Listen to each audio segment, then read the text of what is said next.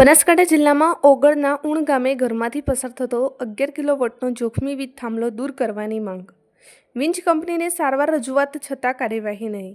પરિવારના જીવ જોખમમાં. બનાસકાંઠા ઓગળ તાલુકાના ઉણ ગામમાં એક પરિવાર પોતાના જ ઘરમાં મોત સાથે રહેવા મજબૂર બન્યું છે અને ગામના રહેવાસી રબારી જહાંભાઈ દેવાભાઈના રહેણાંક મકાનમાંથી સીધી 11 કિલોવોટની હાઈ વોલ્ટેજ વીજ લાઇન અને થાંભલો પસાર થાય છે.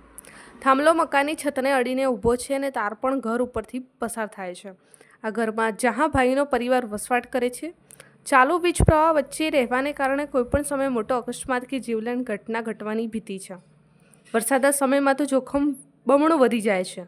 ફોટામાં પણ સ્પષ્ટ દેખાય છે, જાણે ઘરની વચ્ચે થાંભલો ઉગી નીકળ્યો હોય તેવી પરિસ્થિતિ છે.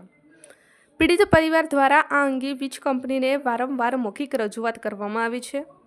આ ઉપરાંત ગ્રામ પંચાયતના સરપંચ અને તલાટી મારફતે પણ થરા વીજ કંપનીને લેખિત રજૂઆત કરવામાં આવી છે. આ જોખમી થાંભલો તાત્કાલિક અન્ય જગ્યાએ ખસેડવામાં આવે, પરંતુ આજ દિન સુધી વીજ કંપની દ્વારા કોઈ નક્કર કાર્યવાહી કરવામાં આવી નથી. ગામના લોકો અને સરપંચે યુજીવીસીએલના ઉચ્ચ અધિકારીઓને રજૂઆત કરી છે કે કોઈ મોટી દુર્ઘટના ઘટે તે પહેલાં આ થાંભલો તાત્કાલિક સ્થળાંતરિત કરવામાં આવે. સવાલ એ છે કે જો કોઈ અનિચ્છનીય બનાવ બને તો તેની જવાબદારી કોની? વીજ કંપનીના નિયમો મુજબ રહેણાંક મકાનથી 11 કિલોવોટ લાઇન ઓછામાં ઓછી 3.7 મીટર દૂર હોવી જોઈએ.